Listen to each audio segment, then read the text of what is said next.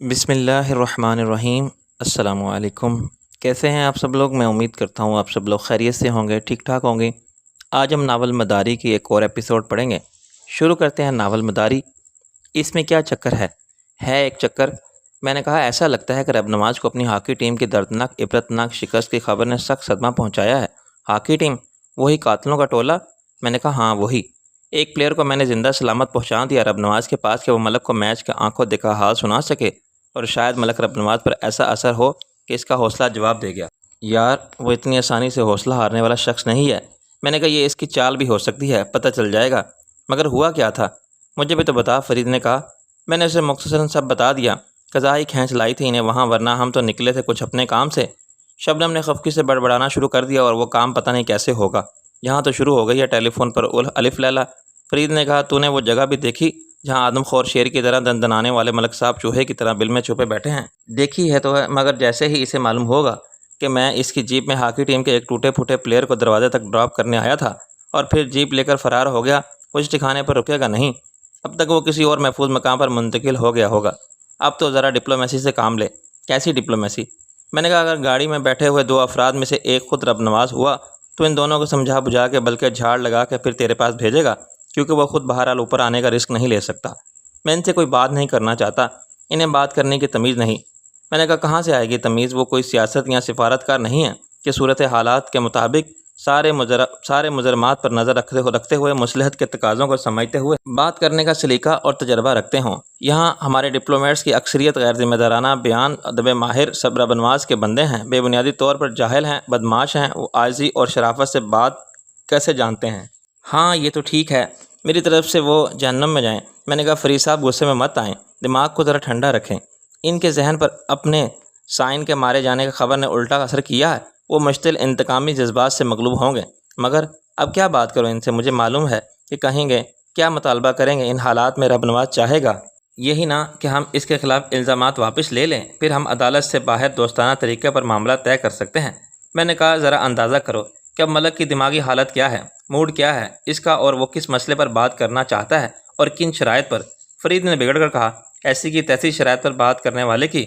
میں نے کہا یہی تو دیکھنا ہوگا۔ یہ ہو سکتا ہے کہ وہ ہم سے برابری کی بنیاد پر کسی پیشگی شرط کے بغیر بات کرنے پر آمادہ ہو، یہاں صورتحال اس کے بالکل برعکس ہو۔ رسی جل گئی مگر بل نہ گیا۔ نہیں وہ سخت دباؤ میں ہے اور اسے ہم دبانے والی پوزیشن میں ہیں۔ ہمیں کسی کمزوری کا مظاہرہ نہیں کرنا چاہیے۔ یہ کمزوری نہیں یار، ڈپلومیسی ہے، مداری کا کھیل ہے۔ جو نہ ہو وہ نظر آئے، جو نظر نہ آئے وہ ہو۔ میں تو ہوں نا، اگر اسے ہماری طرف سے کوئی ضمانت حاصل ہو گئی تو وہ سیڑھیاں چڑھ کے اوپر آ جائے گا۔ فرید نے کہا میں سمجھا نہیں، تو کس ضمانت کی بات کر رہا ہے؟ یار یہی کہ اس کے خلاف فوری طور پر قانونی کارروائی کا کوئی خطرہ نہیں ہے۔ فرید نے بڑے دکھی لہجے میں کہا یار یہ تو کیا کہہ رہا ہے؟ میں یہ ضمانت کیسے دے سکتا ہوں اس حرام زادے کو، اور وہ بھی اس جگہ اپنے آفس میں جہاں ہر بات قانون کی بنیاد پر ہوتی ہے۔ میں خود قانون کی مٹی پلید کروں؟ ایک قاتل و مفرور مجرم کو یہ خبر دوں کہ وہ بے خوفی سے آ جائے؟ میں پولیس کو اطلاع نہیں دوں گا کہ وہ یہاں موجود ہے، اسے گرفتار نہیں کیا جائے گا۔ میں نے کہا یار تو جذباتی ہو رہا ہے۔ وہ چلانے لگا ہاں میں جذباتی احمق ہوں، تو چاہتا ہے کہ میں منافقت سے کام لوں، صرف نفع نقصان کو دیکھوں، جائز ناجائز کی بات نہ کروں، میں قانون اور اصول کو بھول جاؤں؟ کیسا کردار اور کہاں کا ضمیر! جس شخص سے بات کرنا بھی مجھے گوارا نہیں۔ میں نے کہا میرا ہرگز یہ مطلب نہیں تھا۔ وہ بولا ناصر صاحب آدمی گناہ کر سکتا ہے ہر جگہ مگر مسجد میں نہیں۔ میں نے کہا چل تو بات مت کر، ان سے کہہ دے کہ رئیس سے بات کریں۔ بات تو کہیں بھی کی جا سکتی ہے، تیرے آفس میں نہ صحیح۔ میں اگر بات کروں گا تو صرف رب نواز کے وکیل سے یا پھر کورٹ میں۔ اور آپ کے لیے بھی میرا ایک مخلصانہ مشورہ ہے، فرمائیے۔ داڑھی والے جن کے اس تازہ کارنامے کے بعد تو بھی غیر محفوظ ہو گیا ہے، اور اس کا کچھ اندازہ ہے تجھے؟ وہ دونوں ایس پی اور ایس ڈی ایم ابھی معطل ہیں، تو اس سے کوئی فرق نہیں پڑتا۔ پولیس کا محکمہ اب پہلے سے زیادہ اس داڑھی والے جن کی تلاش میں ہے۔ رب نواز کے شکاری کتے الگ تیری بو سونگتے پھر رہے ہیں۔ اگر تو پھر پکڑا گیا بیٹا تو تیری ایک نہیں سنے گا کوئی کہ تو چراغ علی ولد باغ علی ہے، ناصر عظیم یا کچھ اور۔ شبنم نے میرے منہ کے پاس سے منہ لا کے کہا بس کرو خدا کے لیے، کچھ اندازہ ہے وقت کا تمہیں؟ فرید ہنسنے لگا اس سے بڑی پریشانی ہے ابھی سے، بعد میں کیا کرے گی؟ یہ طرح حال سب سے چھڑا دے گی تجھے۔ میں نے کہا انشاءاللہ ہم خود چھوڑیں گے سب کو۔ فرید نے کہا ابھی تو میری صرف اتنی گزارش تھی کہ آپ اس داڑھی والے جن کو چھوڑ دیں، انسان کے بچے بن جائیں۔ یہ گیٹ اپ اشتہاری مجرم کے حلیے سے زیادہ خطرناک ہو گیا ہے۔ میں نے کہا دراصل خاتون مجھے ریکنڈیشن کر کے ویسا ہی بنانے کے لیے لائی تھی یہاں، ایڈیٹر اور باہر دونوں چشمے برآں ہیں میرے لیے، چنانچہ فی امان اللہ۔ شبنم نے ناراضگی کے ساتھ کہا گھڑی کی طرف دیکھ رہے ہو؟ میں نے کہا جب تم سامنے ہو تو کسی اور کی طرف دیکھنے کا گناہ کر سکتا ہوں میں؟ گھڑی گھڑی بلکہ ہر گھڑی صرف تمہیں دیکھ رہا ہوں۔ 10 سیکنڈ اور نہ رکتے ریسیور تو میں یہاں سے فون بند کر دیتی۔ اس نے کرسی کی سائڈ پر نیچے لگے ہوئے پلگ کو نکال کر دکھایا۔ یہ ایک ایڈیٹر کے لیے کتنے شرم کی بات ہے کہ وہ اظہار رائے پر ایسی ظالمانہ پابندی لگائے، اور پھر ہم کوئی قابل اعتراض گفتگو تو نہیں کر رہے تھے۔ ذرا خیال نہیں تمہیں کہ کتنے کام نپٹانے تھے؟ ابھی تک کچھ بھی نہیں ہوا، صرف تمہاری وجہ سے یہاں جو ہوا غلط ہوا اور الٹا ہوا، وقت برباد ہوا، نیلم کی گاڑی تباہ ہوئی۔ میں نے احتجاج کیا، حادثہ کیا میری غلطی سے ہوا، مگر اس کے بعد جو ہوا آپ کی حماقت تھی، جس کا خمیازہ مجھے بھی بھگتنا پڑتا۔ وہاں ایک نہیں 4-5 بیل تھے اور آپ پہنچ گئے سامنے کہ آ بیل مجھے مار۔ شبنم کا غصہ کم نہیں ہوا۔ میں نے کہا بڑی غلط رپورٹنگ کر رہی ہو تم۔ میں نے ان سے کہا تھا کہ آ بیل مجھ سے مار کھا۔ وہ مسکرانے پر مجبور ہو گئی۔ اچھا اب چلو، 5 بجے سے یہاں سٹاف کے لوگ آنے لگتے ہیں، آزاد صاحب بھی پہنچ جاتے ہیں 7 بجے۔ میں نے کلائی کی گھڑی دکھائی، مگر 7 بجنے میں تو ابھی 3 گھنٹے باقی ہیں ایڈیٹر صاحب، اور اتنا تو خیر مجھے بھی معلوم ہے کہ ایڈیٹر کا اصل کام رات کو دیر سے شروع ہوتا ہے۔ آزاد صاحب کی بات رہنے دو، ان کا بس چلتا تو وہ دفتر کو ہی گھر بنا لیتے۔ میری تو سمجھ میں کبھی نہیں آیا کہ آخر وہ گھر کیوں نہیں جاتے۔ شبنم نے تو ان کا کمزور سا دفاع کیا، جیسا بھی تھا ان کا گھر تھا، خاک گھر تھا۔ دہشت کو دیکھ کے گھر یاد آیا والا گھر تھا۔ ارے گھر وہ ہوتا ہے جہاں کسی کو آپ کا انتظار ہو، کوئی آپ کو دیکھ کے خوش ہونے والا ہو، کوئی آپ کو اہمیت دینے والا ہو، جس کے لیے آدمی جینا چاہتا ہو، مرنا چاہتا ہو، مجبوریوں کی ساری زنجیریں توڑ کے خود بھاگتا ہو گھر کی طرف۔ وہ مسکرائی۔ اچھا جی، تو آپ کا یہ گھر کہاں ہے؟ میں نے اسے اپنی باہوں میں سمیٹ لیا اور اس کی آنکھوں میں جھانکنے لگا۔ دیکھو میری آنکھوں میں، میرے دل میں جھانک کر دیکھو، تمہیں میرا گھر نظر آئے گا۔ تمہاری آنکھیں کیا آبدوز کی پیرسکوپ ہیں؟ وہ شوخی سے بولی۔ میں نے اسے بازو کے شکنجے میں دبا لیا۔ بولو نظر آیا؟ یہ میرا نہیں تمہارا گھر بھی ہے جو میرے تصور میں ہے۔ اس کی تصویر تمہیں میری آنکھوں میں دکھائی دے گی۔ وہ کسمسانے لگی۔ میرا سانس رک جائے گا۔ ایسے تو اور کیا اس گھر میں؟ میں نے اپنی گرفت ڈھیلی کر دی۔ تم ہو تو سب کچھ ہے، تم نہیں ہو تو کچھ بھی نہیں۔ اپنے خوابوں اور خیالوں کے اس گھر کی تکمیل میں کب سے کر رہا ہوں، مگر تمہارے بغیر یہ کیسے مکمل ہوتا؟ اس نے میرے سینے پر سر رکھ دیا۔ مجھے اور بتاؤ اس گھر کے بارے میں۔ میں نے کہا اس میں سکون ہے، راحت ہے، پیار ہے اور اعتماد ہے۔ ہم ہیں اور ہمارے بچے ہیں۔ وہ جیسے خواب دیکھنے لگی۔ ہمارے بچے؟ ہاں، بچے پہلے مسکرانا بھی نہیں جانتے، پھر اچانک ایک دن مسکرانے لگتے ہیں، پھر بیٹھ جاتے ہیں گھٹنوں کے بل، اور پھر لڑکھڑا کے چلنے لگتے ہیں، پھر اسکول جاتے ہیں۔ کسی دن صبح صبح بستہ اٹھا کے روتے بسورتے، پھر ایک دن گاؤن پہن کے کنوکیشن میں شریک ہو جاتے ہیں، اور اتنے بڑے ہو جاتے ہیں کہ بیٹیوں کو دلہن بنا کے رخصت کرنا پڑتا ہے، اور بیٹوں کے لیے چاند سے دلہن لانے کا وقت آ جاتا ہے۔ اور جانتی ہو اس کے بعد کیا ہوتا ہے؟ گھر میں بہت سے شریر بدماش اور لڑاکا بچے اکٹھے ہو جاتے ہیں، ایک دوسرے کو کاٹتے اور کھلکھلا کر ہنسنے والے، آرائشی اشیاء کو شیشے توڑنے والے، نواسے نواسیاں، پوتے پوتیاں۔ تو پھر یہ گھر مکمل ہوتا ہے۔ یہ بڑا لمبا، بہت صبر آزما اور طویل انتظار کا عمل ہے، مگر یہ خواب تو میرا تھا۔ اسے تم اپنا خواب کیوں کہتے ہو؟ میں نے کہا کیوں نہ کہوں، کیا تم نے مجھے اس کا حق نہیں دیا؟ مجھے ڈر لگتا ہے ایسا نہ ہو کہ تم یہ خواب کسی اور کے حوالے کر دو، یا اسے کسی اور خواب سے بدل ڈالو۔ میرے پاس پھر بھی کچھ بھی نہیں رہے گا ناصر۔ میں نے اس کے لبوں پر سرگوشی سے چرا لی۔ میں ایک بہت لٹا پٹا مسافر ہوں شبنم۔ میرے خواب کی، میرے گھر کی حفاظت تمہیں کرنی ہے۔ نہ جانے ہم اس کیفیت میں کب تک کھڑے رہتے۔ مگر دوسرے کمرے میں خلیفہ کے انتظار کا حوصلہ جواب دینے لگا تھا۔ ان کے پر احتجاج مطالبے کا پرکاتب جواہر رقم لال ندین عرف جواہر لال نہرو نے دروازے پر دستک دیے بغیر اندر آ کے ہمیں یاد دلانا چاہا کہ اور بھی غم ہے زمانے میں محبت کے سوا۔ میں نے کھلے دروازے سے ایک بہت بڑے آلو کو نمودار ہوتے دیکھا تو گھبرا کر شبنم کو چھوڑ دیا، مگر اس وقت تک کاتب نے ایک بہت جذباتی رومانوی منظر کا آخری سین اپنی گناہگار آنکھوں سے دیکھ لیا تھا۔ وہ ہڑبڑا کے بولا، وہ دراصل خلیفہ کو جلدی تھی۔ شبنم نے بھی ہڑبڑا کے خود کو سنبھالا، ہاں مگر لال دین نے ایک شان بے نیازی سے اپنے سر پر ہاتھ پھیرا۔ او جی، اب اس خزاں دیدہ چمن میں بچا ہی کیا تھا؟ وہ جو خس و خاشاک تھے وہ صاف کرا دیے۔ خلیفہ کی خواہش کے احترام میں یہ فارغ البالی اچھی لگ رہی ہے۔ معلوم ہوا کہ بیکار مباش کچھ کیا کر کے مقولے پر عمل کرتے ہوئے خلیفہ نے کہا کہ میاں کام نہیں تھا تو ہمیں کوئی پکڑ لائے تھے، اور اب تم بھی فارغ ہو، ہم بھی فارغ ہیں، تو کیوں نہ تمہارا سر مونڈ دیں؟ لان پر گھاس نہ ہو تو اس سے صاف پکا فرش اچھا۔ اور لال دین نے، جس کی اپنی نہ کوئی رائے تھی نہ خواہش، خلیفہ کے سامنے سر تسلیم خم کر دیا کہ یوں ہے تو یوں ہی صحیح، عقل کا بیج تو سر کے اندر ہوتا ہے۔ خلیفہ نے ہکلاتے ہوئے مجھے ایڈیٹر کی کرسی پر ایسے بٹھایا جیسے ایک مجمع مجھے دیکھ رہا ہے، اور وہ اپنی خلافت سے جنہیں جادو کے کسی حیرت انگیز مظاہرے سے مداری کا کھیل دکھانے والے ہیں۔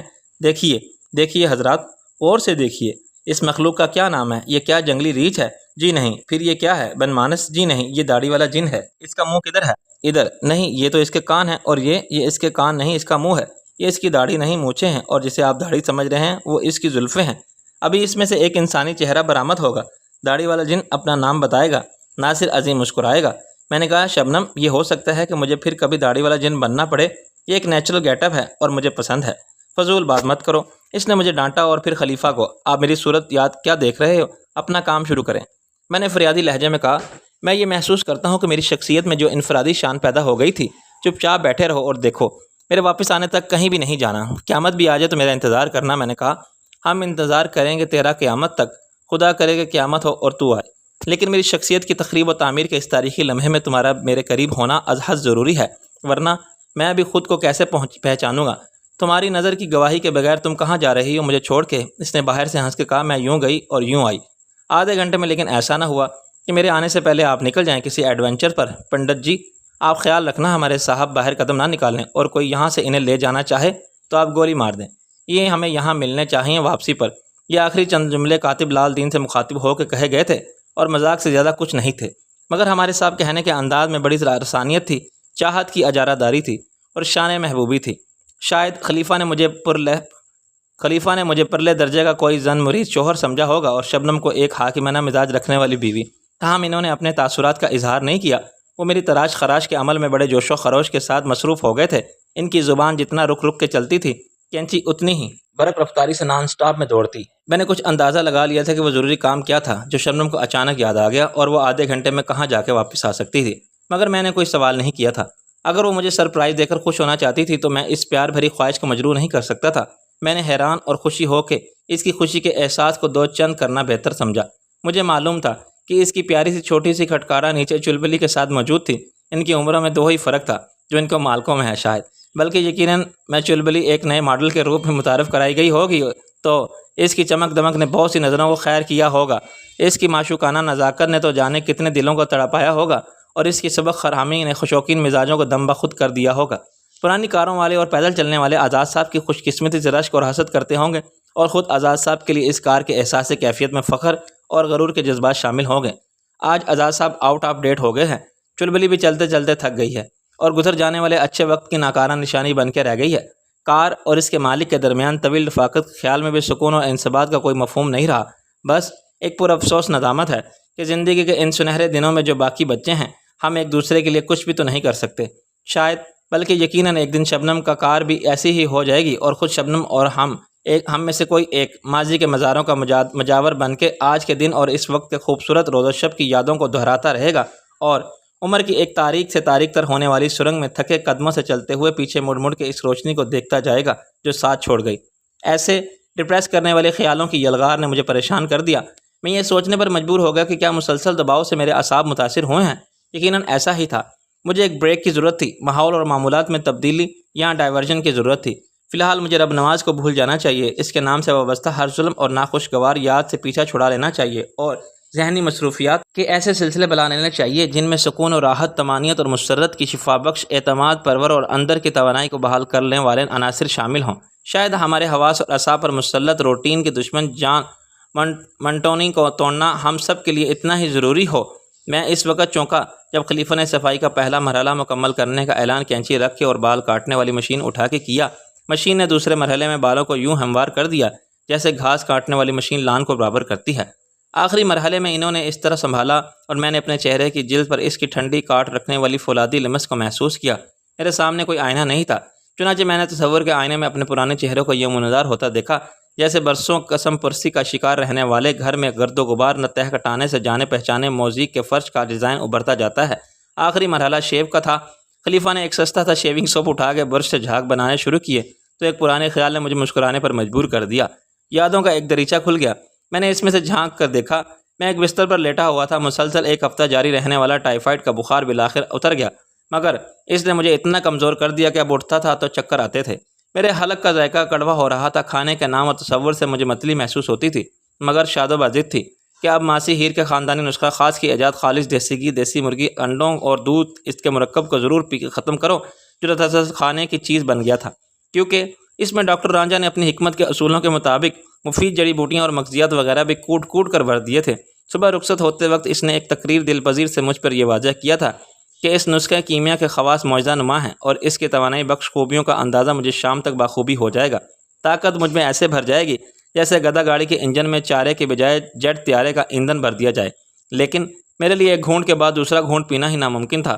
تنگ آ کے شادو نے وہ ایٹمی طاقت رکھنے والا محلول ایک طرف رکھ دیا اور مجھ سے روٹ کر باہر چلی گئی۔ پھر میں نے دوپہر تک اس کی صورت نہیں دیکھی تو مجھے وحشت اور ندامت ہونے لگی۔ میں نے سوچا کہ بیماری کو صرف دوا یا کم ہمتی سے بستر پر لیٹ کر ختم نہیں کیا جا سکتا، مجھے اپنی جسمانی مشینری کو رواں دواں کرنے کے لیے قوت ارادی سے بھی کام لینا ہوگا۔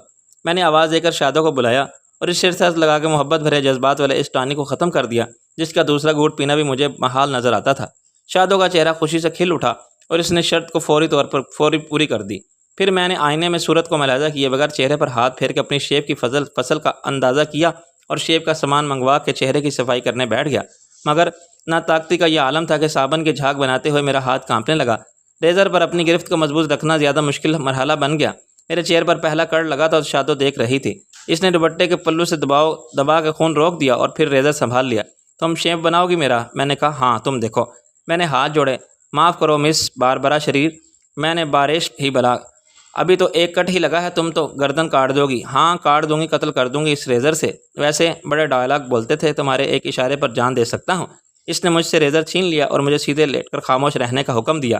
زندہ بدست مردہ، میں نے کہا، تو مشک ناز کو خون دو عالم میری گردن پر۔ اس نے میرے سر کو بڑی نزاکت سے ایسے پکڑا جیسے وہ شیشے کا نازک گولا ہے اور بائیں رخسار پر دوسرے ہاتھ سے ریزر چلانے لگی۔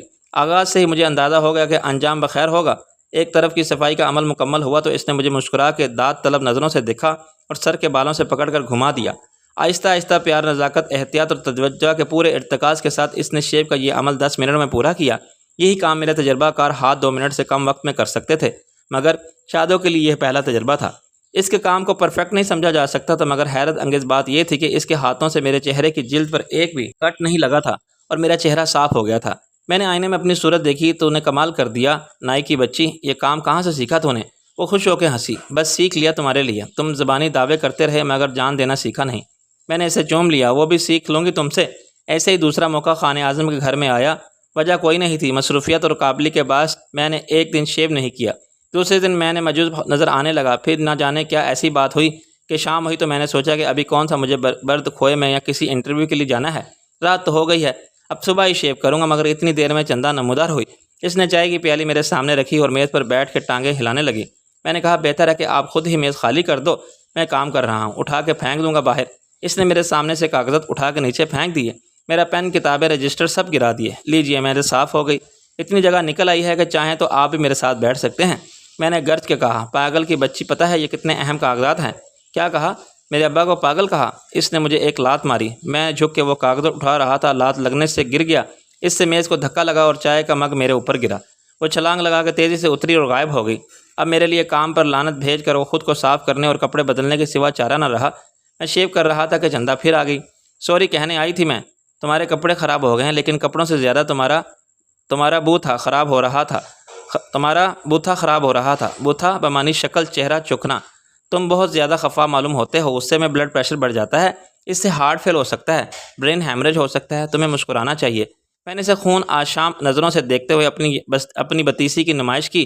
لو اب جاؤ، دفع ہو جاؤ۔ وہ اندر آ گئی۔ اس نے میرا ہاتھ پکڑ کے کہا، لاؤ یہ مجھے دو، میں بناتی ہوں تمہاری شیو۔ معلوم نہیں تجھے کیا ہوا، میں نے اس کی کمر کے گرد اپنے دونوں بازو حمائل کر دیے اور اسے اپنے قریب کر لیا۔ شیونگ کریم کا سارا جھاگ اس کے چہرے پر پھیل گیا۔ بناؤ شیو، نائی کی بچی۔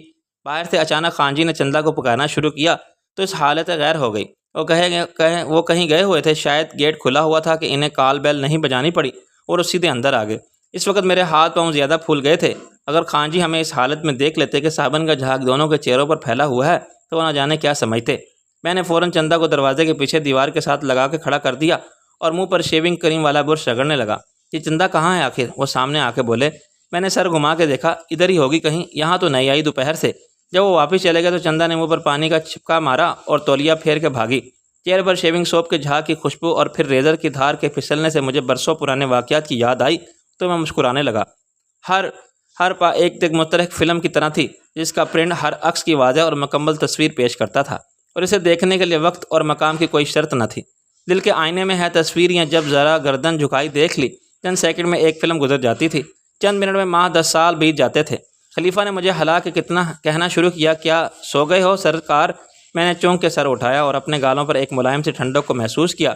ایک پرانی احساس کو معطر کر دینے والی دل نواز خوشبو اپنے ریشمی لمس کے ساتھ میرے چہرے پر پھیلنے لگی۔ میں نے اپنے رخساروں کو چھونا چاہا اور میرے ہاتھوں میں شبنم کے ہاتھ آ گئے۔ وہ نہ جانے کب سے میرے پیچھے کھڑی تھی اور میرے پسندیدہ after shave lotion old spice کی ٹھنڈک اور خوشبو تھی جو شبنم کے ہاتھوں نے میرے چہرے پر پھیلا دی تھی۔ میں نے محصور ہو کے اور پلٹ کے اسے دیکھنے کی کوشش کی، مگر کرسی کے پیچھے سے وہ مجھ پر جھکی ہوئی تھی اور خلیفہ کی موجودگی سے قطعی بے نیاز تھی۔ شاید خلیفہ کو بے شرمی کے اس مظاہرے کو دیکھ کر پسینے آ گئے ہوں گے۔ شبنم کے بال میرے چہرے پر آ گئے، پھر اس نے بہت آگے جھک کے میرے گالوں کو چوم لیا۔ میں نے گھبرا کے کہا، یہ کیا کر رہی ہو؟ کب آئے تم؟ شبنم میرے سامنے آ گئی۔ ابھی تھوڑی دیر پہلے جناب مراقبے کی کیفیت میں تھے، آنکھیں بند کیے بیٹھے تھے۔ میں نے جھوٹ بولا، میرا خیال ہے کہ جھپکی آ گئی تھی مجھے۔ یہ آفٹر شیو لوشن تم لائی ہو؟ ہاں، کیا تمہیں پسند نہیں آیا؟ مجھے جو یہ پوچھنے والا تھا کہ تمہیں میری پسند کا کیسے اندازہ ہوا، یہ ایک فضول سوال ہے۔ وہ شرما کے بولی، کسے اندازہ ہوگا کہ تمہاری پسند کا؟ میں تو سب کچھ تمہاری پسند کے مطابق لائی ہوں۔ خلیفہ نے ہمت کر کے اپنی موجودگی کا احساس دلایا۔ ہم جائیں اگر آپ اجازت دیں؟ شبنم نے شرارت سے کہا۔ ارے آپ ابھی تک گئے نہیں، یہاں کھڑے کیا دیکھ رہے ہیں؟ خلیفہ نے بھکلا کے 100 کا نوٹ پکڑا۔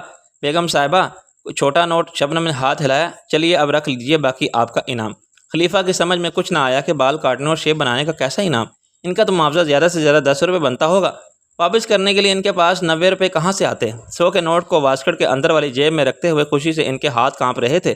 دن بھر فٹ پاتھ کے 8 آنے میں شیو اور 2 روپے میں حجامت بنانے والے غریب کاریگر کے لیے یہ 1 مہینے کی کمائی تھی۔ شبنم نے پھر گھڑی دیکھی اور مجھے ایک بنڈل تھما دیا۔ چلو تیار ہو جاؤ جلدی سے، باتھ روم ادھر ہے۔ وہ تو معلوم ہے مجھے، مگر اس میں کیا ہے؟ کپڑے ہیں اور کیا ہے؟ اس نے مجھے باہر دھکیل دیا۔ شبنم مجھے نظروں سے ناپ تول کر گئی تھی، مگر میں نے نیلے رنگ کی جینس کو پہنا تو وہ مجھے ایسے فٹ آئی جیسے میں نے دردی سے آرڈر پر سلوائی ہو۔ نیلے رنگ کی میچ کرتی ہوئی ڈینم کی شرٹ نے مجھے اس کے حسن انتخاب پر قائل کر دیا، اور وہ اس کی چیزیں امپورٹڈ اور بہت اعلیٰ معیار کی تھیں۔ جلدی کے باوجود وہ میری پسند کی 2 چیزیں اضافی خرید لائی تھی۔ آفٹر شیو لوشن اس نے اپنے ہاتھوں سے مل دیا تھا۔ پرفیوم اسپرے وہ تھا جو میں ہمیشہ استعمال کرتا تھا، اور اس کی مہک ایک طرح سے میرے شخصیت کا حصہ اور شناخت بن گئی تھی۔ وہاں کوئی شیشہ نہیں تھا، مگر غسل کے بعد لباس بدل کے میں نے نئی زندگی کی نئی سنسنی خیز مسرت کو اپنے وجود میں برقی رد کی طرح بھرتا ہوا محسوس کیا، اور میرے جسم کو رواں دواں شبنم کے لیے اپنائیت اور شکر گزاری کے جذبات سے سرشار ہو گیا۔ زندگی کے راستوں پر کئی بار ٹھوکر کھانے کے گرنے کے بعد میں یہی سمجھا تھا کہ اب اٹھنا میرے بس اور اختیار کی بات نہیں ہے، مگر ہر بار کسی نے میرا ہاتھ تھام کر مجھے نئے عزم اور حوصلے کے ساتھ پھر سرگرم عمل سفر کر دیا تھا۔ پہلی بار یہ ہاتھ شادو کا تھا، جب شادو نہ رہی تو مجھے چندہ نے سنبھال لیا تھا۔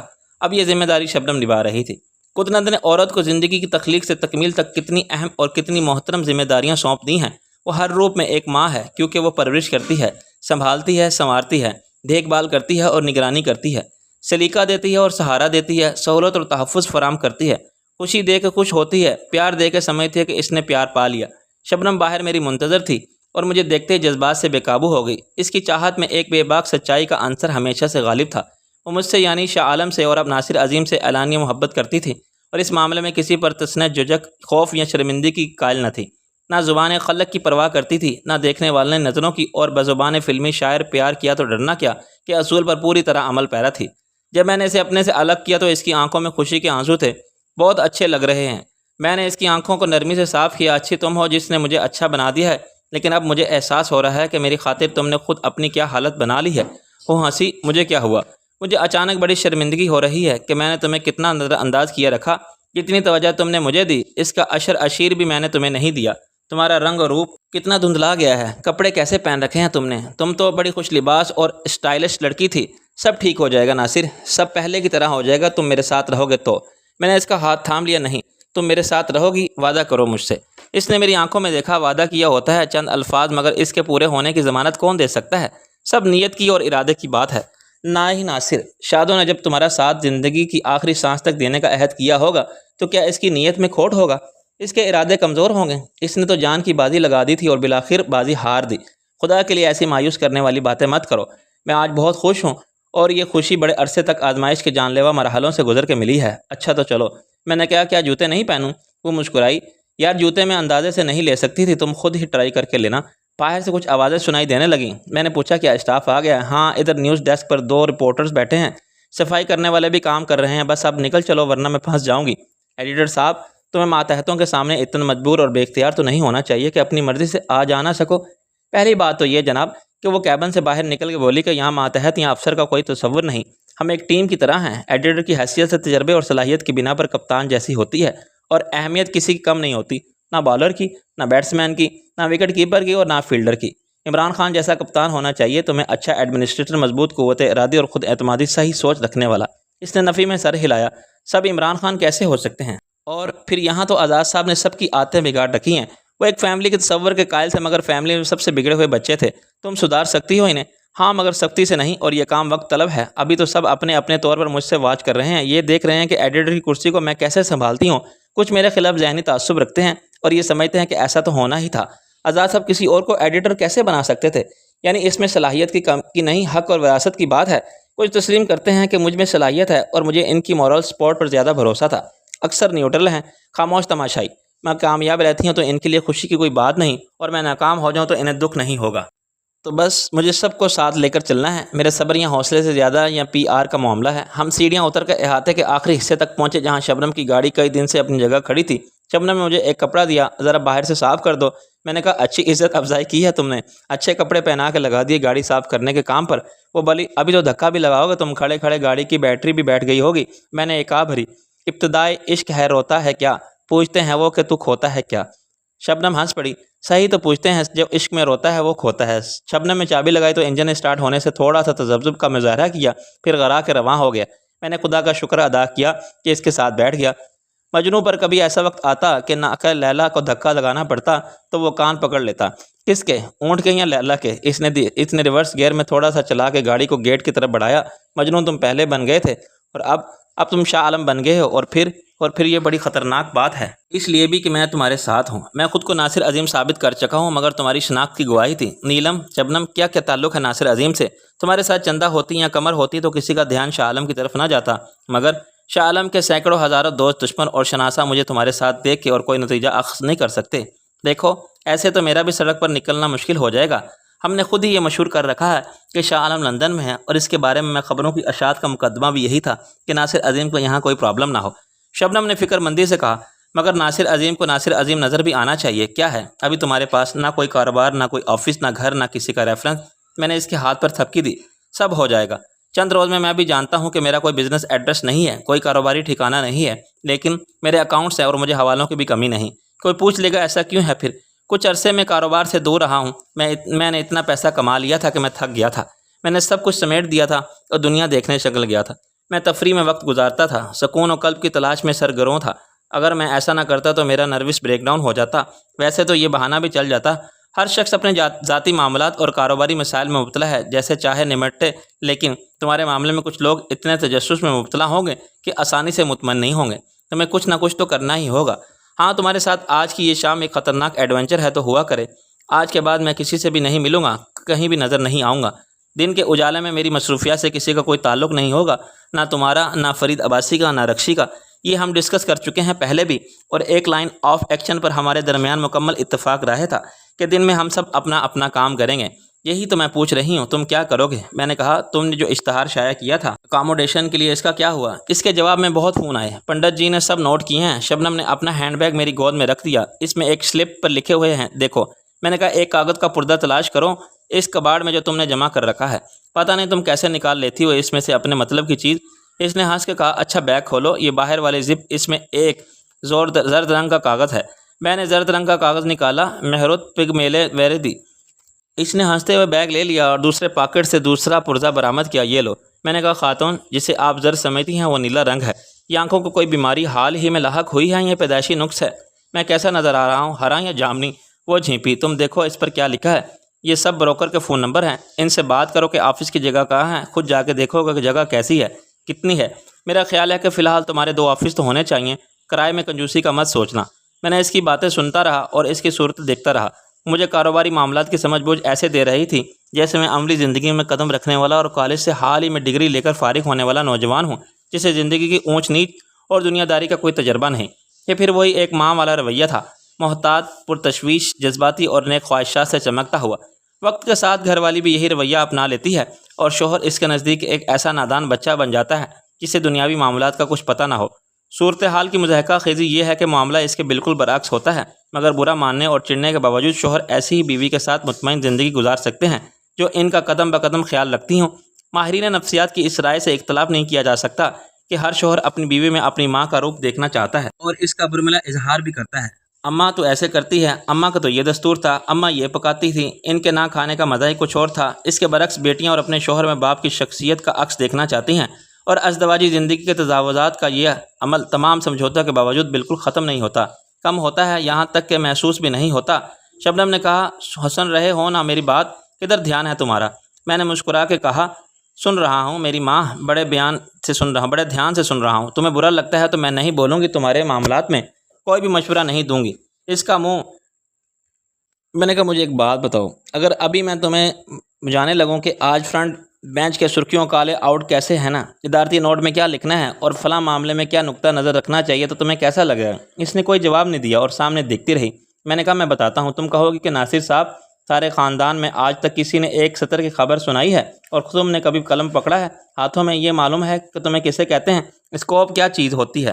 لیکن اس کے برعکس وجود میں جو تمہاری بات کا برا نہیں مانا، مجھے اچھا لگا۔ جھوٹ مت بولو۔ نہیں، یہ جھوٹ نہیں ہے، تم ابھی سے ڈرائیونگ سیٹ پر بیٹھ گئی ہو اور تم نے اسٹیئرنگ سنبھال لیا ہے۔ وہ بولی، ابھی سے کیا مطلب ہے؟ آخر گاڑی کیا میں چلا رہی ہوں؟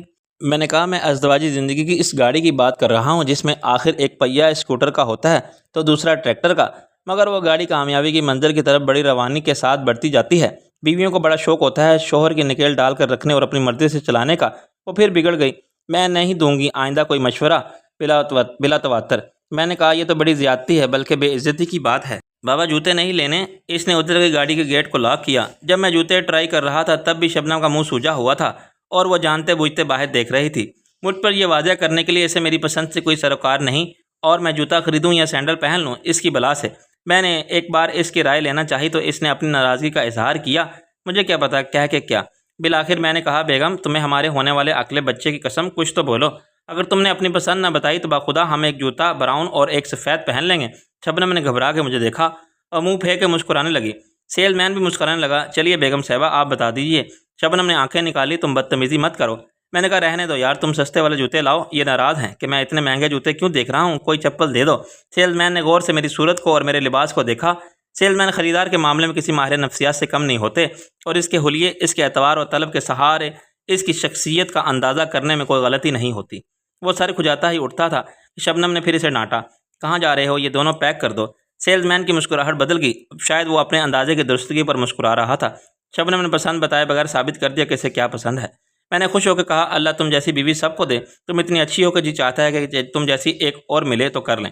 شبنم کو روٹھنا اور غصہ کرنا آتا ہی نہیں تھا۔ اس نے یک طرفہ طور پر محبت میں ناز برادری کے خفا ہونے اور اپنی بات منوانے کے سارے حقوق شاہ عالم کو اور اب مجھے دے رکھے تھے، اور اس کا اندازہ خود سپردگی اس حد تک غیر مشروط تھا کہ وہ معاملات محبت میں اپنی ذات کی نفی کر سکتی تھی۔ شاید ایسا شبنم کے لاشعور میں موجود رہنے والے احساس و عدم تحفظ کے باعث تھا۔ کہیں اس کا محبوب نظر نہ بدلے، اسے ایکسپائر ہو جانے والے گارنٹی کارڈ کی طرح اپنی زندگی سے نکال نہ دے اور اس کی جگہ کوئی اور نہ لے لے۔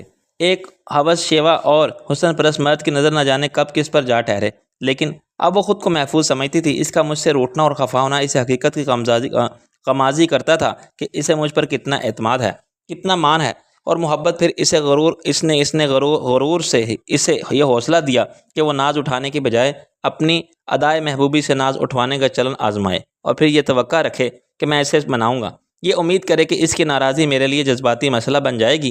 میں نے اسے مایوس نہیں کیا، اور جب میں نے آداب عاشقی کے پرانے نصاب کے مطابق اسے منانے کے لیے جذباتی اپیل، دلجوئی، خوشامد اور تعریف کے روایتی طریقے استعمال کیے تو وہ روٹنے کا کھیل جاری نہ رکھ سکی۔ وہ اپنی فتح پر بہت خوش ہوئی، اور نتیجہ یہ کہ پہلے سے زیادہ مجھ پر روب جھاڑنے لگی۔ 7 بجے کی بجائے وہ 8:30 بجے واپس اپنے آفس آ گئی۔ یہ 3 گھنٹے اس نے میرے ساتھ بڑی بے خوفی سے شاپنگ کرتے ہوئے گزارے۔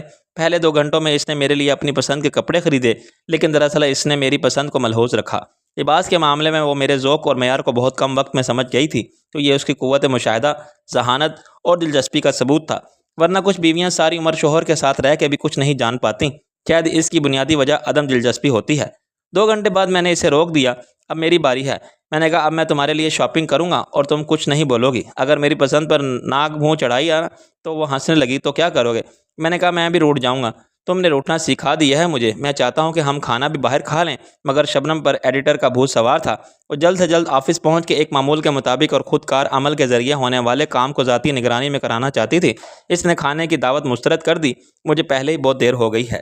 فرض کرو آج تم کسی وجہ سے نہ پہنچ پاتی۔ کیوں نہ پہنچ پاتی بلا وجہ؟ میں نے کہا، ایک وجہ تو میں ہوں۔ میں روک سکتا تمہیں اپنی قسم دے کر، یا اچانک عقد ہو جائے تمہارا۔ وہ ہنسنے لگی۔ میں مری نہیں جا رہی تم سے، اور شادی کے لیے مری جانے کی کیا ضرورت ہے؟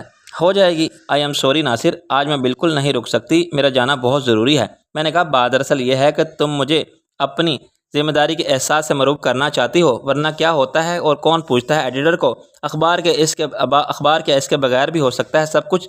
ٹیم کھیل سکتی ہے کپتان کے بغیر، ہاں۔ 12واں کھلاڑی آ جاتا ہے گراؤنڈ پر اور معاملہ تو بالکل ہی مختلف ہے۔ رپورٹر لاتے ہیں خبریں، ہر نیوز ایجنسی اپنا اپنا کام کرتی ہے۔ کسی کو ایڈیٹر کے نام سے شرط لگا لو کہ ایک اخبار وقت پر شائع ہو جائے گا، تم نہ جاؤ گی تب بھی۔ وہ مسکرانے لگی۔ ہاں مگر کیا شائع ہو جائے گا؟ میرا رزق اور میرا کام ہے یہ دیکھنا کہ ایک جملہ بھی ایسا نہ ہو جو کسی سیاسی یا مذہبی جماعت کو معاشرے کے لیے کسی طبقے کی دل آزاری کا سبب بنے اور اخبار کی نیک نامی پر آئے۔ فضول بکواس صحافی بھی اپنا قلم اور ضمیر بیچ کر اب صرف کاروباری مفاد کو مد نظر رکھا جاتا ہے اور کچھ بھی نہیں۔ یہ صحافت نہیں، تجارت ہے جو تم کر رہی ہو، جو کسی اصول، پالیسی یا مشن کا نام نہیں۔ یہ بھی ایک بزنس ہے جو کم بدنام نہیں۔ بلیک میل ہے صحافی۔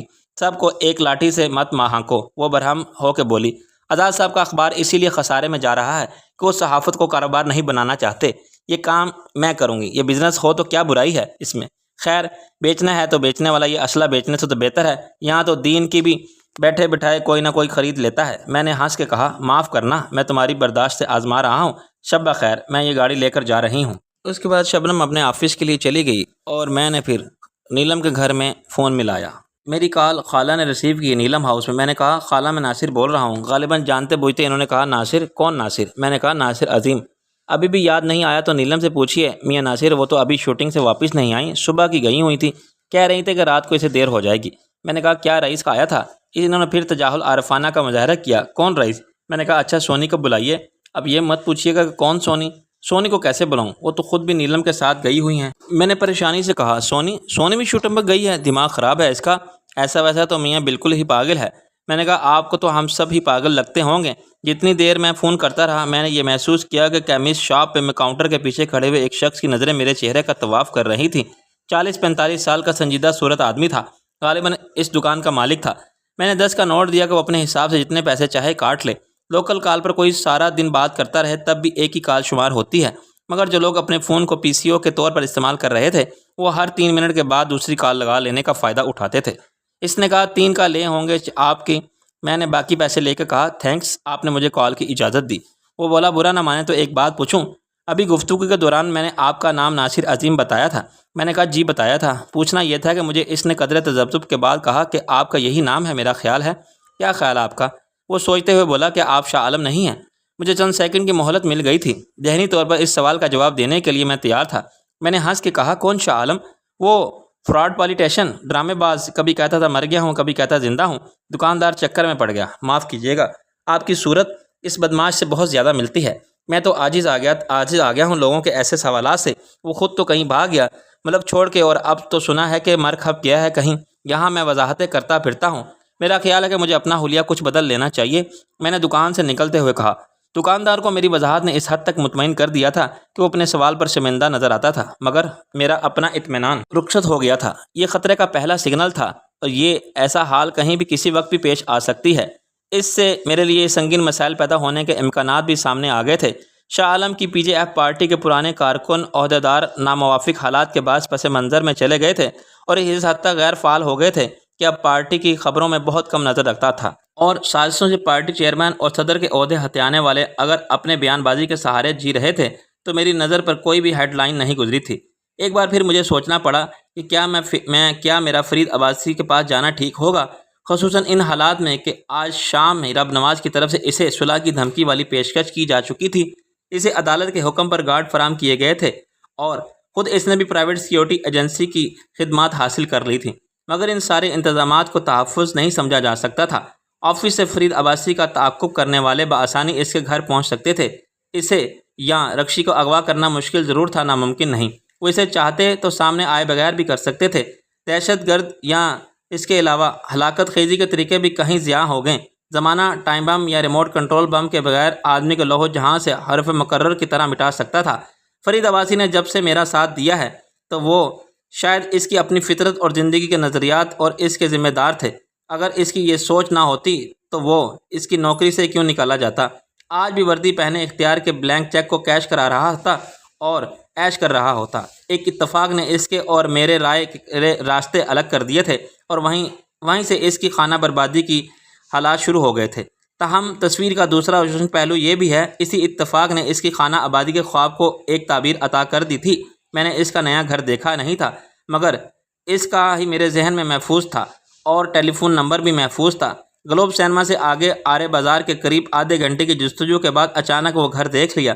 اس کی پہچان کی بہت واضح نشانی بیان کی گئی تھی۔ ابھی میں نے کال بیل کی طرف ہاتھ بڑھایا ہی تھا کہ اوپر سے آواز آئی کہ سٹاپ۔ میرا ہاتھ واپس آ گیا اور میں نے اوپر دیکھا تو اچانک سرچ لائٹ روشن ہو گئی جس نے مجھے اندھا کر دیا۔ تم بتاؤ گے کس سے ملنے آئے ہو یہاں؟ میں سمجھ گیا کہ اوپر چھت پر کوئی سیکیورٹی گارڈ مجھے اپنی کوفت کی زد میں لیے بیٹھا ہے۔ مجھے مسز عباسی سے ملنا ہے، ناصر عظیم ہے میرا نام۔ اوکے، کال بیل دباؤ اور بالکل سیدھے کھڑے ہو جاؤ۔ میں نے کال بیل دبائی تو انٹرکام سے اسپیکر پر کوئی گھنٹی بجی، پھر رکشی کی آواز آئی، ہیلو۔ میں نے کہا رکشی۔ اس نے آواز پہچان کے کہا، اچھا میں گارڈ سے کہتی ہوں۔ گیٹ کھولنے والے سوئچ کو کنٹرول اسی کے پاس تھا۔ دروازہ کھل گیا۔ میں نے اندر قدم رکھا تو رکشی کے سامنے مجھ پر نظر پڑتے ہی اس نے بے اختیار ایک چیخ ماری۔ ایک لمحے کے لیے اس کی وہ حالت ہوئی جیسے اسے اپنے سامنے شاہ عالم کے بھوت کو دیکھ لیا ہو۔ اس کا رد عمل بالکل غیر اختیاری اور کہیں لاشعور کی طے اکٹھے ہوئے خوف کا نتیجہ تھا۔ میں نے کہا رکشی، میں ہوں ناصر، مگر اس وقت تک رکشی نے بھی خود کو سنبھال لیا تھا اور اب اپنی حالت پر خود ہی شرمندہ ہو رہی تھی۔ اس کا زرد ہو جانے والا رنگ رفتہ رفتہ بحال ہونے لگا تھا۔ اس نے دوپٹے کے پلو سے ماتھے پر آ جانے والا پسینہ صاف کیا تھا۔ I am sorry. دراصل میں نے اس کا ہاتھ پکڑا تو وہ برف کی طرح ٹھنڈا ہو گیا تھا۔ واٹ از دس رکشی؟ دنیا میں ایک تم ہی تو جانتی ہو کہ یہ بات کی حقیقت کیا ہے۔ اس نے شرمندگی سے سر ہلایا۔ میں گھبرا گئی۔ اچانک تمہیں ایسا دیکھا تو میں اس کے ساتھ اندر جا کے ایک صوفے پر بیٹھ گیا۔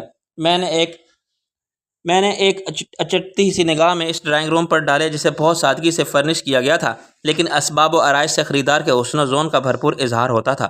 یہ سب نیا سامان تھا۔ فرید کہاں ہے؟ میں نے پوچھا۔ اس نے حیرانی سے نظریں اٹھائیں۔ تمہیں نہیں معلوم؟ میں نے کہا شام کو فون کیا تھا، اس نے بتانے کے لیے کہ ملک رب نواز نے مساحلت کی بات کرنے کے لیے 2 افراد کو بھیجا تھا، مگر ان کے تیور جارحانہ تھے اور انہوں نے بدماشی دکھائی تو فرید نے انہیں دفتر سے نکال دیا۔ اس کے بعد تم سے کوئی بات نہیں ہوئی؟ نہیں، ایک وجہ یہ بھی ہے کہ میں شبنم کے ساتھ چلا گیا تھا۔ میں نے کہا اس نے مجھے بتایا کہ ملک رب نواز کے ساتھ میٹنگ طے پا گئی ہے اور یہ ملاقات شبنم کے آفس میں ہوگی، آزاد صاحب کی موجودگی میں۔ لیکن آزاد صاحب تو آفس ہی نہیں آ رہے ہیں۔ انہوں نے شبنم کو چارج دے دیا ہے، عملی طور پر وہی ایڈیٹر ہیں۔ وہ تو معلوم ہے مجھے، مگر آزاد صاحب سے گھر پر بات کی تھی ملک رب نواز نے تو وہ دفتر آنے پر راضی ہو گئے تھے، اور انہوں نے رب نواز کو یہ ضمانت بھی دے دی تھی کہ اخبار کے دفتر میں یہ ملاقات باہمی اعتماد کی بنیاد پر ہوگی۔ اس میٹنگ کے بارے میں کسی تیسرے فریق کو علم نہیں ہونا چاہیے اور بعد میں بھی اس کی خبر کسی کو نہیں ملنی چاہیے۔ آزاد صاحب کیسے مان گئے؟ بس میرا خیال ہے کہ وہ ہم سب کے انٹرسٹ میں مان گئے۔ میں نے کہا کمال ہے۔ میں نے شبنم کو آفس میں نیچے چھوڑ دیا تھا، اوپر جاتا تو شاید سبھی مل جاتے، بڑی گڑبڑ ہو جاتی۔ گڑبڑ کیوں ہو جاتی؟ میں نے کہا ناصر عظیم کے شبنم کے ساتھ نظر آنا کیا معنی دار تھا؟ دیکھنے والے تو مجھے شاہ عالم ہی سمجھتے۔ اس نے سر ہلایا۔ خود مجھے شاک لگا تھا تمہارا اصل چہرہ دیکھ کر۔ پریشانی میں پتہ نہیں کیا ہو گیا، قصور تمہارا نہیں۔ ابھی کچھ دیر پہلے ایک شخص نے سوال کیا تھا مجھے کہ میں شاہ عالم تو نہیں۔ شبنم اور شاہ عالم کے مراسم کے قصے تو دنیا جانتی ہے، میں اس کے ساتھ ہوتا تو میری ترویج بھی کام نہ آتی۔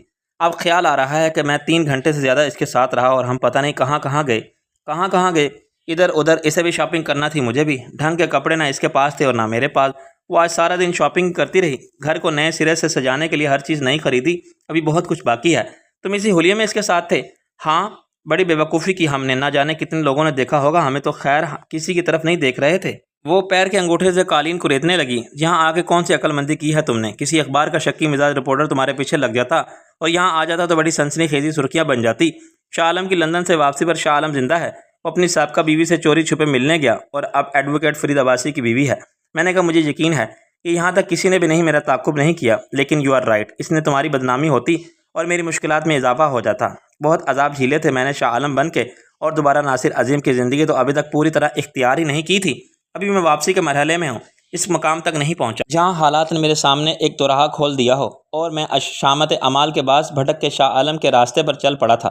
لوگ ناصر عظیم کو اتنی جلدی بھول نہیں سکتے اور اس کا اندازہ ہو گیا ہے مجھے۔ آخر کیا ضرورت تھی تمہیں خود کو اس حد تک لے جانے کی؟ یہ شبنم کی خواہش تھی اور یہ بات نہیں کہ کسی مغلوب ہو کے میں نے عقل سے کام نہیں لیا۔ میرا حلیہ ناقابل برداشت حد تک مضحکہ خیز ہو گیا تھا اور سر پر بالوں کے اس جنگل کے ساتھ میں ایک جن نظر آنے لگا تھا۔ شاید کچھ لوگ مجھے سادھو درویش بابا سمجھتے ہوں گے، پھر کچھ واقعات ایسے پیش آئے کہ میرا کسی اشتہاری مجرم کے حلیے سے زیادہ بدنام ہو گیا تھا۔ شبنم کے ساتھ ڈرائیور بن کے پھرتا رہا، پھر سونی کے ساتھ رب نواز کے بیٹے کے اغوا میں ملوث ہوا۔ رب نواز کی جان کا دشمن تھا، پولیس میرے پیچھے لگی ہوئی تھی کہ میں ایک اور کارنامہ اور کیا۔ سڑک پر اتفاق سے مجھے وہ ٹولہ مل نظر آ گیا۔ وہ خود مجھ سے ٹکرا گئے۔ کون؟ کس کی بات کر رہے ہو تم؟ میں نے کہا، تیسمار خان اور چھوٹی کے قاتل میری اور شبنم کی گاڑی کو مستی میں ٹکرا کے نکل گئے، مار گئے۔ پھر ایک جگہ میں نے انہیں غنڈہ گردی کرتے دیکھ لیا۔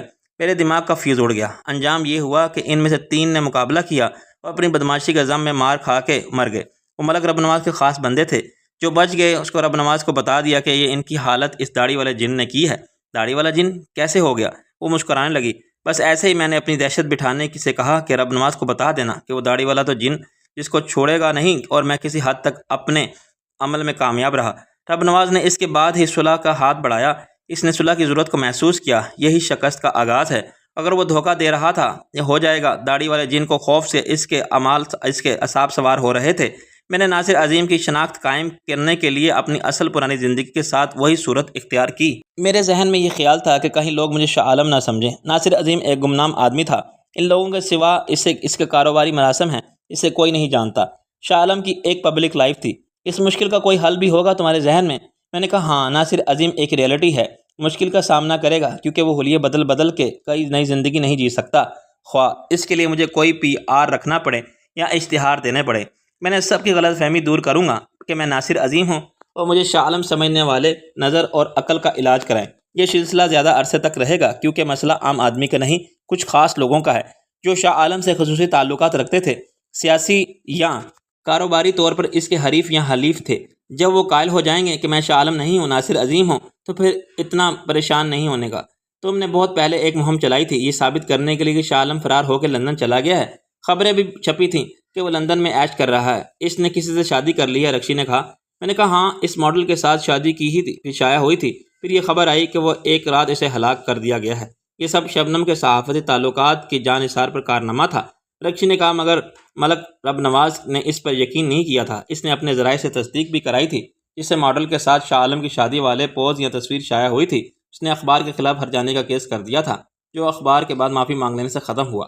میں نے کہا، ہاں، رب نواز جانتا تھا کہ وہ خبریں جھوٹی ہیں اور شبنم نے لگوائی تھیں۔ اس نے شبنم اور خود تم سے شاہ عالم کا پتہ ٹھکانہ معلوم کرنے کی پوری کوشش کی تھی۔ اگر مجھے یہاں یا شبنم کے ساتھ دیکھ لے تو سب سے پہلے مجھے شاہ عالم قرار دینے والا شخص وہی ہوگا، اور اس کے یقین کو ختم کرنے کے لیے میرے لیے بہت مشکل، شاید ناممکن ہوگا۔ وہ اپنا پرانا حساب پورا کرنے کے لیے پھر میرے پیچھے پڑ جائے گا اور اپنی بدماشی کی ساری طاقت آزما کے مجھ سے تسلیم کرانے کی کوشش کرے گا کہ میں نے ہی شاہ عالم کا ڈبل رول کیا تھا۔ رکشی کچھ فکر مند ہو گئی تھی۔ پھر تم کیا کرو گے؟ کیسے منواؤ گے خود کو ناصر عظیم؟ کیسے اسے غلط ثابت کرو گے؟ ایک طریقہ تو ہے مقابلے کا۔ بدماشی ہے تو بدماشی ہی صحیح۔ نہ میں کبھی شاہ عالم تھا اور نہ ہوں۔ رب نواز کے یہاں چند اور لوگوں کے کہنے سے کچھ نہیں ہوتا۔ میرے پاس ثبوت گواہ سب ہیں، لیکن بدماشی میں رسک ہے، اس میں جان بھی جا سکتی ہے۔ چنانچہ میرے ذہن میں ایک اور پلان ہے جس پر میں نے ساتھ ساتھ عمل کروں گا۔ وہ کیا؟ میرے پاس شاہ عالم کا شناختی کارڈ اور پاسپورٹ، ڈرائیونگ لائسنس اور دیگر دستاویزات موجود ہیں۔ اس کا برٹش پاسپورٹ بھی ہے۔ اس میں کچھ خرچہ ضرور ہوگا، مگر میں 2-4 بار شاہ عالم بن کے لندن جاؤں گا، وہاں اپنی موجودگی کا ثبوت چھوڑوں گا۔ ممکن ہوا تو ایک کاغذی شادی بھی کر لوں گا، پیپر میرج جو لوگ شہریت حاصل کرنے کے لیے کرتے ہیں۔ رکشی نے کہا، ہاں، امریکہ میں رسک زیادہ ہوتا ہے کہ کوئی گلے نہ پڑ جائے۔ برطانیہ میں اپنے پاکستان، بھارت، سری لنکا اور بنگلہ دیش کے علاوہ فلپائن اور ملیشیا کی ہزاروں عورتیں پہنچ گئی ہیں جو وہاں کے لاکھوں ایشیائی باشندوں کی ہر ضرورت پوری کر رہی ہیں۔ وہ عارضی یا مستقل بیوی بن سکتی ہیں اگر انہیں اس کام کا معقول معاوضہ ملے۔ ایک ساتھ میں یہاں ناصر عظیم اور وہاں شاہ عالم بن کے رہ سکتا ہوں، 2-4 دن یہاں 2-4 دن وہاں، لیکن یہ سلسلہ غیر معینہ مدت تک نہیں چل سکتا۔ یہ میرے لیے ایک تھکا دینے والا، اعصاب شکن اور خطرناک کام ہوگا، مگر مجھے اس کھیل کو منطقی انجام تک لے جانے کے لیے یہ کرنا پڑے گا۔ رکشی نے متاثر ہو کے کہا، اور وہ قطعی انجام کیا ہوگا؟ وہی جو پہلے ادھورا رہ گیا تھا، شاہ عالم کی موت، جس کا دستاویزی ثبوت ہو۔ لندن میں یہ کام مشکل ہے، انڈیا پاکستان کی پولیس کی مدد سے یہ کام ہو سکتا ہے۔ کراچی میں شاہ عالم کے قتل کا یا حادثاتی موت کا انتظام کیا جا سکتا ہے۔ ڈیتھ سرٹیفکیٹ سے پوسٹ مارٹم رپورٹ تک کسی بھی لاوارث کو شاہ عالم قرار دے دیا جائے اور اس کے پاس سے شناخت کی ہر دستاویزات برآمد ہونے کے بعد شک کی گنجائش نہ رہے۔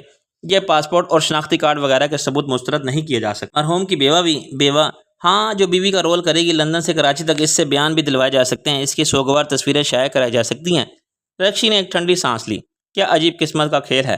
اس کی بیوی اور بیوہ اور طلاق حاصل کرنے والی سابق بیوی سب میرے علاوہ کون ہیں؟ میں نے کہا، کھیل تو قسمت نے میرے ساتھ کھیلا تھا کہ مجھے شاہ عالم بننا پڑا اور اس کے مر جانے کے باوجود زندہ رہنا پڑا۔ عذاب میرے لیے ہے جسے ناصر عظیم کی زندگی کی طرف لوٹنے کے لیے سارے جھوٹ بولنے پڑ رہے ہیں اور سوانگ بدلنے پڑ رہے ہیں۔ اس کے عذاب کا بھی تو سوچو، جو مر کے بھی کبھی جیتا ہے تو کبھی مرنا جاتا ہے۔ خیر تمہارا یہ پلان خدا کرے کامیاب ہو۔ پلان کامیاب ہوگا جب تک ملک رب نواز کو معلوم ہوگا کسی نام کے شاہ عالم کی تدفین کراچی میں ہو جائے گی، اس کی بیوی غائب ہو جائے گی۔ رب نواز چاہے تو پولیس ریکارڈ سے تصدیق کرے، ہاسپٹل جا کے پوسٹ مارٹم رپورٹ دیکھ لے۔ ناصر عظیم یہاں لاہور میں معمول کے مطابق اپنی کاروباری امور انجام دیتا پایا جائے گا تو اسے یقین کرنا ہی پڑے گا۔ رکشی نے پھر بھری پتہ نہیں یہ سب کیوں ہوا، لیکن جو بھی ہوا بہت برا ہوا ناصر۔ کیا برا ہوا؟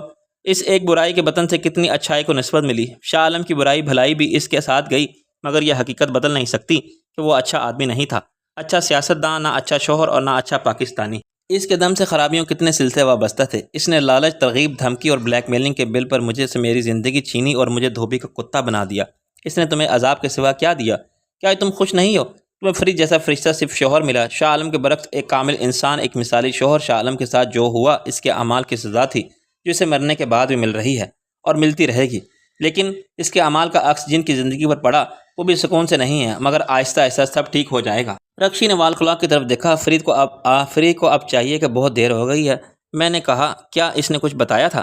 نہیں، آفس سے جانے کے بعد اس نے کچھ بات نہیں کی۔ میں نے کوشش کی تھی مگر اخبار کے دفتر کا فون نہیں ملا۔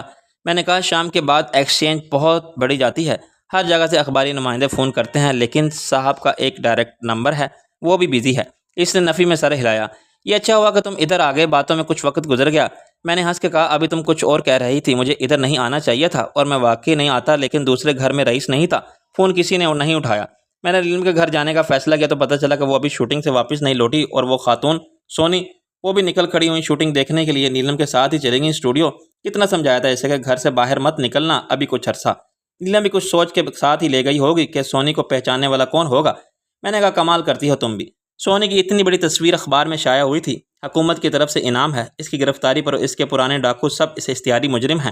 اپنے غصہ کرنے سے کیا فائدہ؟ یہ نیا گھر کیسا لگا؟ میں نے کہا گھر تو ایسا ہی ہوتا ہے، اور تمہارے سے بڑا گھر ہے۔ تم مجھ سے میرے گھر کے بارے میں پوچھو، یہ سب میں نے اپنی پسند سے خریدا ہے۔ وہ بولی تمہاری اور شبنم کی پسند کا فرق میں دیکھ رہا ہوں۔